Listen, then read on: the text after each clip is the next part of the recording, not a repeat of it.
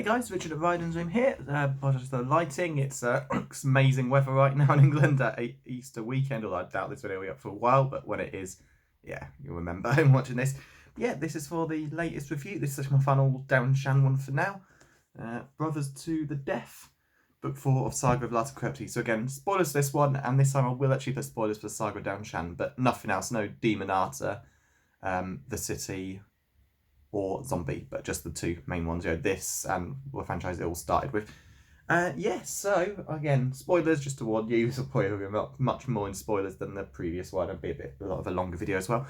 So yeah, this book I've actually had since pretty much brand new, not a first edition, but it's definitely out the first month or so. I remember back in 2012 going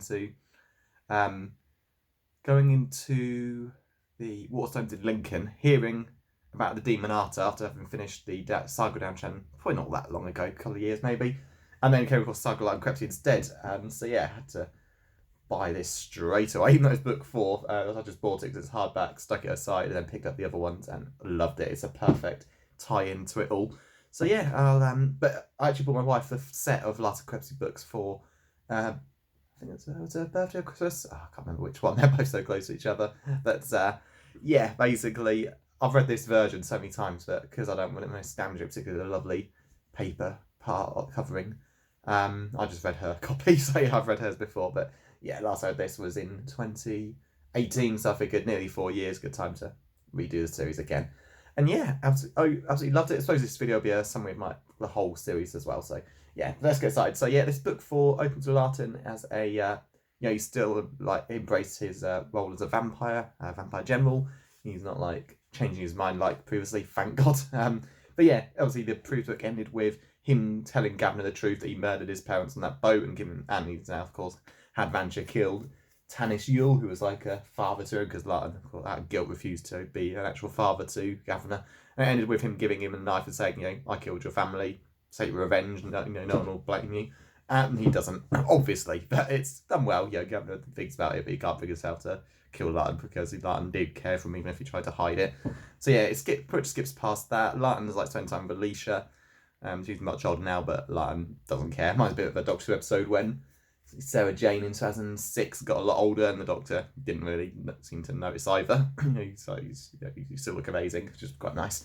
But yeah, so basically this book opens with Larten going off to see the Nazis. Hitler and his group have contacted vampires and are keen for an alliance, and Larten's absolutely disgusted by them because they are just pure monsters. They're not like vampires in any way. Vampires don't set out to wipe out other races. He lets them know, and of course they have to run. Larten basically just who's it? Not Vancha. Paris style effectively travels to every vampire he can in Europe, getting them all out of Europe, while Larten has to lead the Nazis away. And yeah, it's a really good idea, and I did love how he wrote real life events. You've got all the various wars. You've got the American Civil War, then you've got World War I, then you've got World War II, which is obviously the worst war imaginable. And it's just really well done. But then there's tragedy. While Larten is leading the Nazis away, sticking to his vampire duties, Alicia is murdered, and it appears she's been killed by a Vampanese. And yeah, that just pushes Larten over the edge. He starts joining Wester's group, trying to get full support for a war against the Vampanese. Vancha appears and beats Larten to a pulp. They have a great fight, but yeah, Vancha is way more experienced at hand-to-hand combat. It's just a great scene when Larten's fuming at basically using Wester's words for himself. And he's like, if you weren't a prince, don't let that stop you. And yeah, they really go for each other. It's absolutely great. And yeah, Larten realises he still hates the Vampanese now. Maybe not as much as Wester, but he's not going to be part of Wester's brigade and basically lie about his true feelings. But yeah, it's all boiling there, and ultimately it comes down to is Larten makes the wrong choice. He contacts Savannah. She basically realises he's got this moment where he to choose: ignore revenge or go after. He's desperate to find what's his name, Randall Chain, the Vampanese that killed one of their group when they were cubs, and appears to have killed Alicia as well.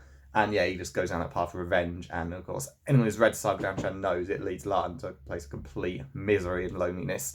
Yeah, and then just those horrible thing. It turns out that Wester killed Alicia. He did it just to basically frame Tanis Yule.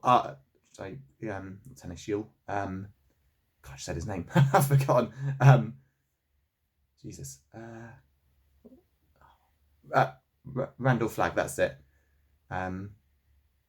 Randall Flagg, no, that's the name of one of the villains in the Stephen King books. Oh, whatever, the Vampires that. Randall Chain, that's it. Yeah, it turns out that not long after killing Randall Chain himself, dishonorably, cut his throat open in his sleep, he then killed Alicia's friend because her daughter had her body buried and never saw what happened. Wester didn't drain her of her blood and drink it or anything like that, but he did completely massacre and butcher her. It's pretty damn horrible. And the moment Larten finds out, when after Wester killed Alicia, he saw her daughter return home but left her, thought that she wasn't a threat, and after all the years, just by a complete unlucky chance for Wester, Alicia's daughter, who'd made contact with Larten, and they sort of began building a relationship.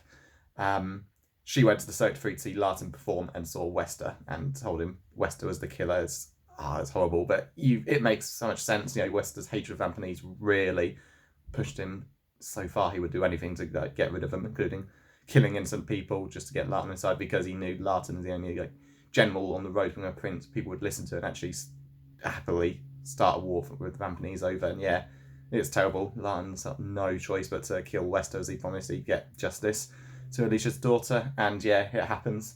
I'll read a passage from the book. This is only in the hardback, not the paperback. Strangely, I guess hardbacks do things differently. I don't know the other three, just this one in hardback. But "I love you too," Larten whispered, then dug his nails into the soft flesh of the throat and didn't stop. That's slightly adjusted to not spoil him, but that's pretty much how it ends. It's pretty sad. Larten just turns back on the vampire clan once again. He's just had enough of how they're people are using him for it. Tells Gaffner that he probably won't see him again, or if he does, it could be one day. And then later, when Vansha visits Cirque du Freak, he asks Larten, Seb has asked, how you and Wester are doing. He just says, "Tell him I know no vampire by that name." And it's perfect. It perfectly sums up why there's no Wester, something so important. It's book one in Saga and Shan, because he just does such a horrible betrayal that Larten just can't even talk about him. And it's another TV show on the way, and it makes me wonder if one of the characters, because it's a prequel show, who's never mentioned whatsoever in the main series. I won't say this name, but I imagine anyone watching this might have worked it out, unless I mentioned it in a previous video, which I apologise. But basically there's a show where it's a similar thing, a prequel series coming to its end, and this character never got mentioned in the main series at all. So it's something similar. But it's just terrible. And it's Seb probably realises what's happened, and it just pretty much ends with that. Larten tells Alicia's daughter what's happened. She thanks him, but doesn't want to see him again because she's so old. She wants to forget all the terrible things that happened, and Larten accepts that. Larten then goes to this monastery where they are at the start of this book, where they've watched these creatures, magical creatures. Truska, one of the people from Cirque du Freak, basically the bearded lady. She, her and a number of her kind of getting married. It's quite a sweet ceremony. And of course, she eventually comes to Cirque du Freak herself, because it turns out her husband's been killed by fishermen. Apologies, I should probably open this. Now, is this effectively free advertising? I don't know the rules with YouTube. I should probably check it out. I can't think it is, but I've got all these things on screen. But it's Can of Iron Brew. So sue me, as the red guy in Can Chicken would say. That's good. But Larten goes to that monastery just to get away from the world. Stays there for about 10 years. Tells the monk what's happened, everything. He doesn't get any judgment, but the monk realizes Larten doesn't really want to be there forever. Then Larten willingly leaves and takes Madame Octa with him. So Madame Octa, we're waiting for ever since the whole series to make an appearance. And she appears. It turns out one of the creatures who weren't there for the wedding, because there's plenty of different species, gave Madame Octa to the monk, but he doesn't feel like it's the best place.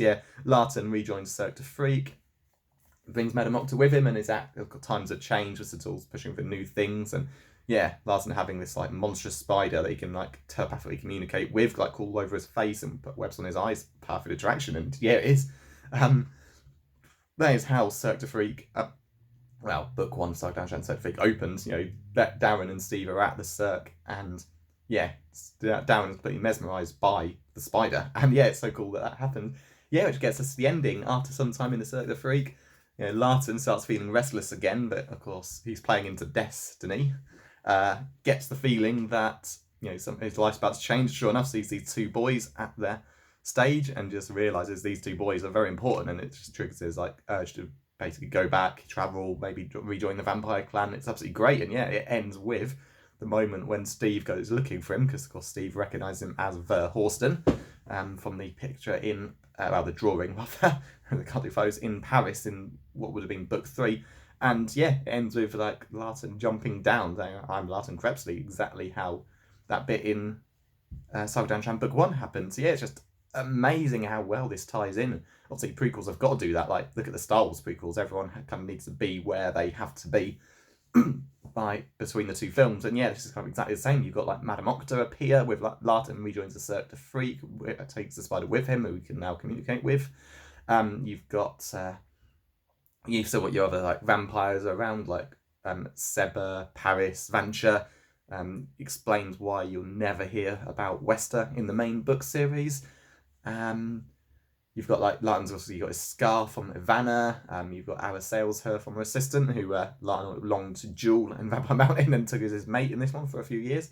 It's just a perfect ending. And as much as I loved Saga Shan and book 12, perfect ending, which minor spoiler, uses time travel. I just thought this is equally great. I mean, I love Saga Shan's ending. It all works brilliantly. The way this tied into Saga Shan and how it like covers something like what, 400 years to get, and it got to that point, it was absolutely superb. Yeah, so love this book series. Still my original hardback from 2012, which if I can just not damage it. Yeah, good cover as well. Larten above the streets of New York, in his like red suit, blood all over his mouth and hands. Great. Yeah, it's just like a red box. And whenever I lend these books out, well, this one I've never lent out, I always take the sleeve off. I did it with my Darth Plagueis book. I think I probably did it with Revenge of the Sith, if I had lent that one out years ago. And then of course, Game-wise, Metro Prime Trilogy. I took that cardboard sleeve off, keep it game safe. But yeah, I'll never lend those out again. They're just too valuable. So even though I trust my friends, I lend them so I can risk the damage again. My luck will run out. So yeah, that's it. So this one's absolutely a 10 out of 10. I mean, I think I said book 1 was a 10 out of 10 as well, with 2 and 3 being like 9 and 8. But it was 8 and 9 originally. But yeah, this is like, if book 1's a 10, this is like an 11. It is that good. You know, you can't argue. Horror pop amiibos, Walking Dead characters. I mean, look at that one. That's pure horror. Yeah, ties up both the series well. Intros sets up the next one, and yeah, absolutely great. Highly recommend this. Although I still recommend reading the main series first. I know prequels, you know, people say watch them or read them in like chronological order, but I think certain ones you benefit more from reading like the original series first and seeing how the prequels books tie into it. So same with Star Wars. Same with Lord of the Rings, because I don't recommend Hobbit at all.